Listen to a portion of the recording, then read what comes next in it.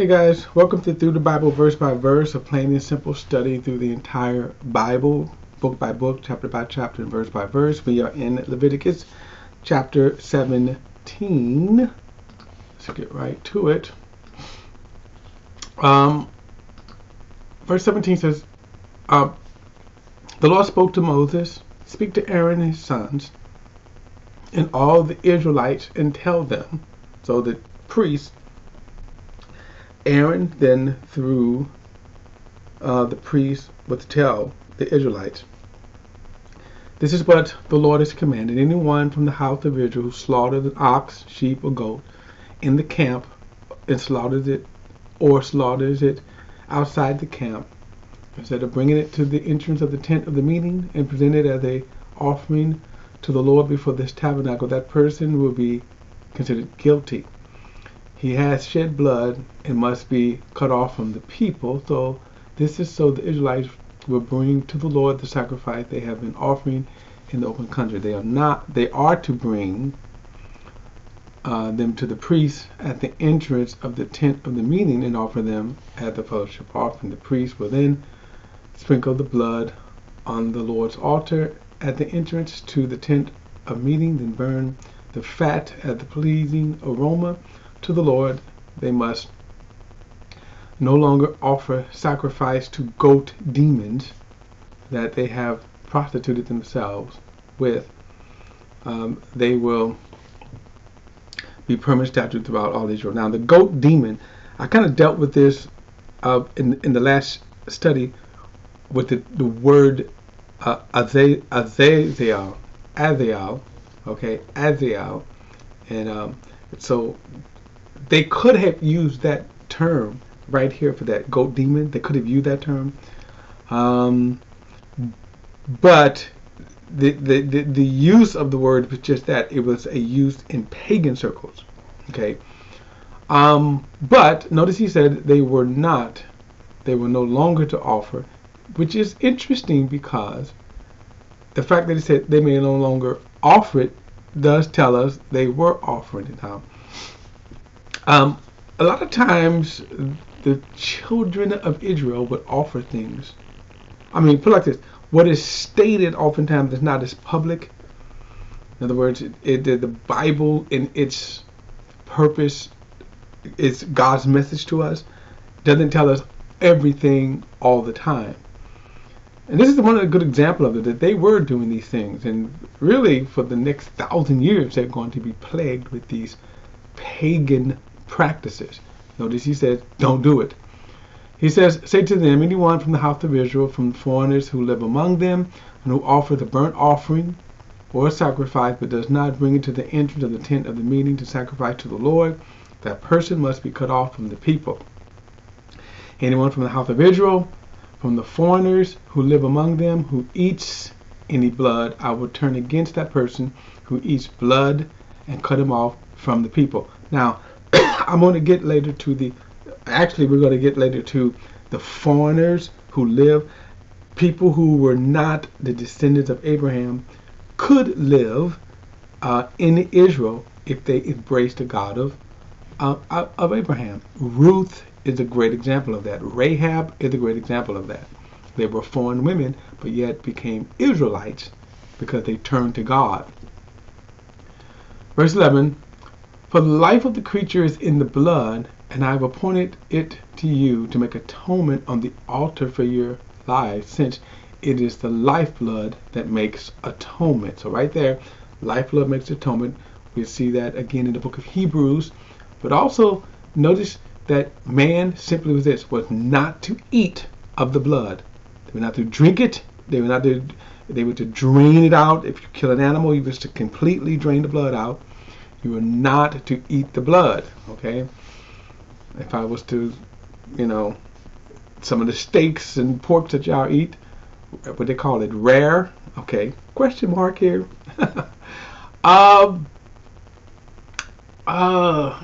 Verse 12, therefore say to the Israelites, none of you nor the foreigner who lived among you may eat it. Any Israelite or foreigner living among you who hunts down a wild animal or a bird that may be eaten must drain its blood and cover it with dirt. meaning the blood, since the life of every creature is his blood. I have told the Israelites, you must not eat the blood of any creature, because the life of every creature is his blood. Whoever eats it must be cut off from the people. Every person, whether a native or a foreigner, who eats an animal that dies of natural death or was mauled by a wild beast is to wash his clothes, to bathe with his water, and he will remain unclean until evening. Then he will be clean. If he does not wash his clothes or bathe himself, he will bear his punishment. All right, so just no eating of the blood. Let's go to Leviticus chapter 18. All right, Yahweh spoke to Moses, speak to the Israelites and tell them, I am Yahweh your God. Do not follow the practice of the land of Egypt, where you used to live, or follow the practice of the land of Canaan, where I am bringing you. You must not follow their customs. Now this is important. Notice, they were not to follow the practice of the people around.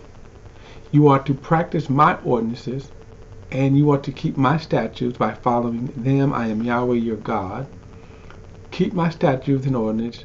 A person will live if he does them. I am Yahweh. Now, this phrase in verse 5, keep my statutes and ordinances, a person will live if he does them, meaning all of them. Okay. In another context, if you want to say, if you wanted to be justified by the law, you have to keep the law, all of the time, perfectly. All right. He says, you are not to come near any close relative for sexual intercourse. I am Yahweh. Now again, this is a translation how the word here. I'm going to switch over here, do a little, just to show you something. How this is the King James. Okay, I'll go to the King James.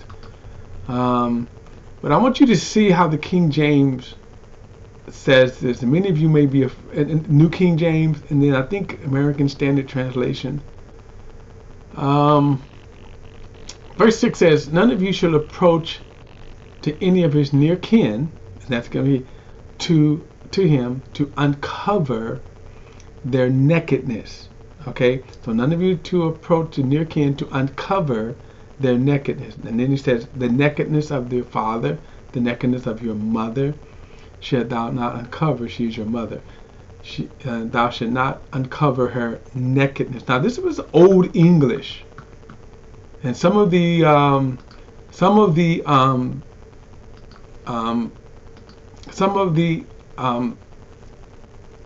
even the American, I think American Standards might use this, but certainly the New King James, it uses that to talk about the sins here. So the phrase uncover their nakedness was a euphemism that meant sexual intercourse.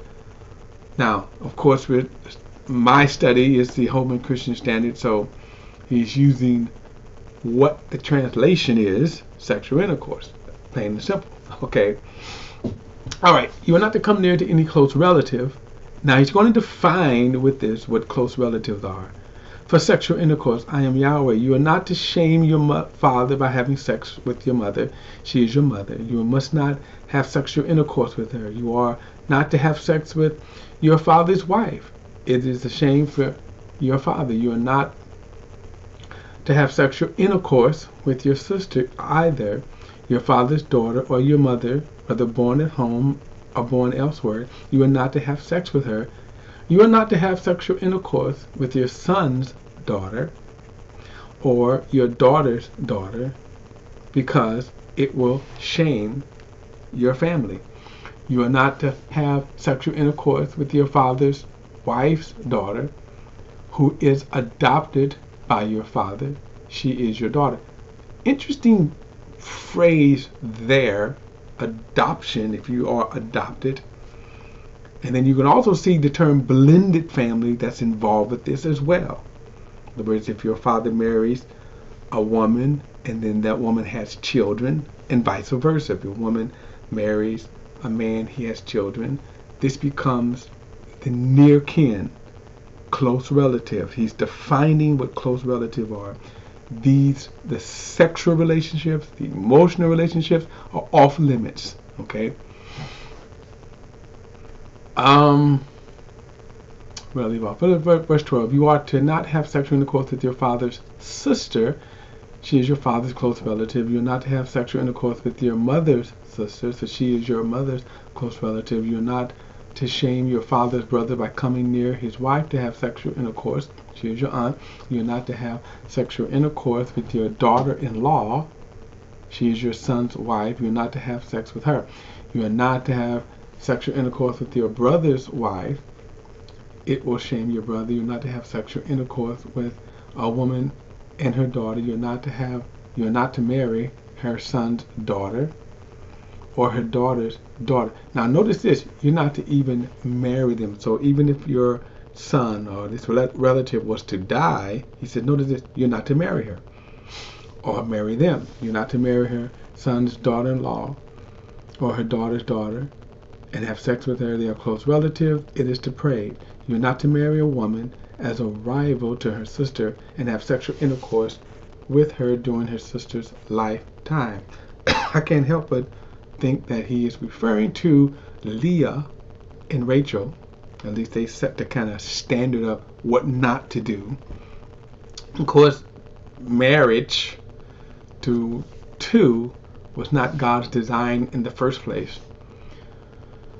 Verse 19, you're not to come near a woman during her menstrual impurity and have sexual intercourse with her. You're not to have sexual intercourse with your neighbor's wife, defiling yourself with her. So notice this, during the monthly period, she says you are to abstain from sex. Okay. Then he says you're not to have sexual intercourse with your neighbor's wife. Now, of course, this is one of the 10 commandments, that to covet your neighbor's wife. Verse 21, you are not to make any of your children pass through the fire to Moloch. Before I go on, let me go back to this.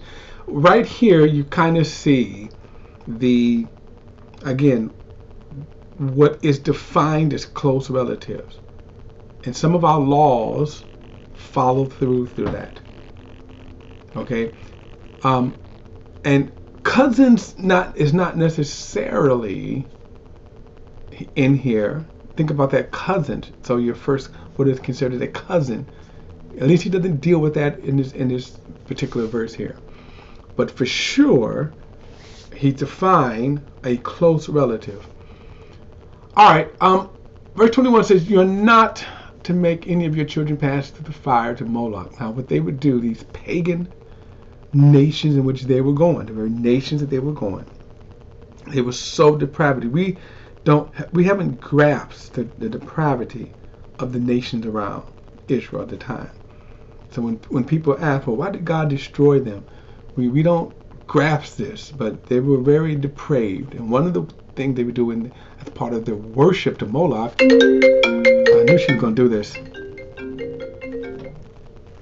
Let me go back. I've lost my thing here, guys. Alright, so anyway, alright. So one of the things they would do is they would make their children pass through the fire. Now, what that meant was Moloch would be this kind of god. It looked like maybe even had either a goat head, maybe a horse head, a goat with horns, and arms extending out, and then the arms would be heated up, okay, and then they would set the baby on the arm and burn it. That's what they meant to pass it through the fire. Do not profane the name of your God. I am Yahweh. You are not to sleep with a man as with a woman. It is detestable. Now, clearly, this is referring to same-sex relationships. And the whole LGBT, transgender, all of that right here is summed up in this verse right here, as well as other verses. Notice he says, you're not to sleep with a man as with a woman. It is detestable. You are not to have sexual intercourse with an animal, defiling yourself with it. A woman is not to present herself to an animal to mate with it. It is a perversion. So all of these things here, notice he says, are wrong. It's amazing, again, how in our society, right, they certainly want to discard this verse of scripture here. All right, let's go on. Verse 24, do not defile yourselves by any of the practice, for the nations I'm driving out before you have defiled themselves by all these things. The land has become defiled, so I am punishing it for its sins, and the land will vomit out its inhabitation. So this is how God, and I think this is important to understand, that this is how God viewed sin. This is remember, even though we're not under the law of Moses here, the morality part is still, this is what God thinks about certain issues. Okay? This is what God thinks about it. All right. Now, I'm not getting into the politics of it or the culture of it here in this culture here, but we can certainly see God says it's wrong. There's certain things that are wrong. Homosexuality is wrong. Bestiality is wrong. Okay? And necrophilism, having sex with dead bodies, is wrong. Okay? All right. Now, notice he said God is punishing the land because of that. Verse 26, but you are to keep my statutes and ordinances. You must not commit any of these detestable things, and not the native or the foreign who lives among you. Okay? So no one living in Israel is to act like those outside of Israel. For the men who were in the land prior to you having committed all these detestable things, and the land has become defiled. Now remember, they have not yet gone in some of these lands yet. At the time of this writing here, they were still on the other side of the Jordan. And that if you defile the land, it will vomit you out as it has vomited out the nations that were before you. And this will happen especially during the Babylonian captivity. Verse 29, any person who does any of these detestable practices must be cut off of his people. You must keep my instructions to not do any of the detestable customs that were practiced before you, so that you do not defile yourselves by them. I am Yahweh, your God. Now, let me just say this. One of the things here is, why am I not, does this apply to America?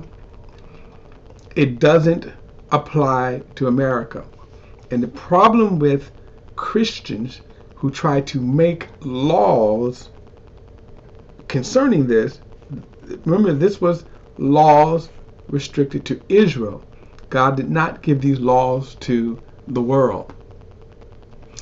That is important to understand, because if as a Christian, as a body of Christ, our mission is to get people to Christ, to change their hearts. That's how we change them.